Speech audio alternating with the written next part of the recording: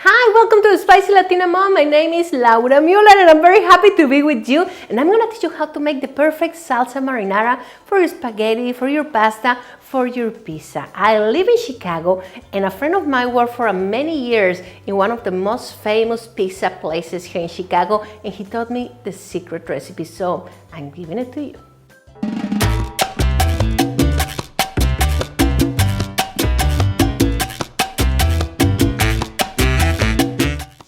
I have some olive oil over here. I'm gonna put in a pot and I'm gonna let it warm for a little bit. I'm gonna add some sliced tomato. I'm gonna add the onion, also the carrots, and I'm gonna mix it well. My vegetables are almost totally cooked, so now I'm gonna add half a cup of water. I'm adding also 1 spoon of chopped fresh basil that I love the smell, a teaspoon of oregano and of thyme. I'm adding with this also half a teaspoon of salt. And I'm gonna add a whole cup of tomato sauce. That's gonna help you to keep the really red color.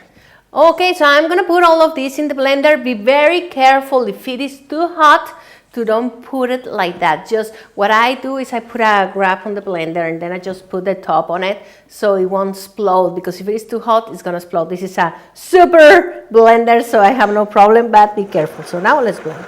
So now if you feel like your tomato sauce is too thick, add water to taste, so whatever else, so you can get the texture that you want. I'm adding 1 cup of water and also a pinch of baking soda. The baking soda is gonna help you with the citric flavor of the tomato. It's gonna be lower. You can also use the baking soda. Some people complain of my guajillo sauce because I don't use tomato on it. In Mexico, we just cook we do it with the guajillo. You can use the baking soda and that helps you with that kind of flavors. But you wanna make it a small pinch. If you go over that, it's gonna taste like baking soda, believe me. So now, let's blend.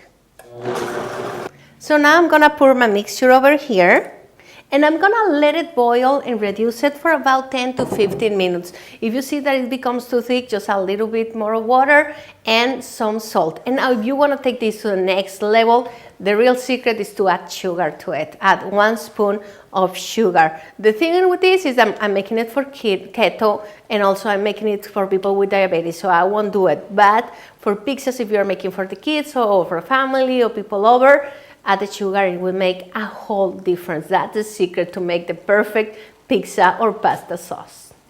So let your sauce boil in for as long as you want until you get the texture that you need. Now I'm gonna put it on top of some gnocchis I made. These are gluten-free, these are carb-free, made with delicious cheese, cauliflower. You're gonna love it. This is special for keto and also for diabetes. So I hope you enjoy it. Put it on top of a pizza and I'm sure everybody's gonna enjoy it at home. So enjoy. And I see you next week with more delicious recipes.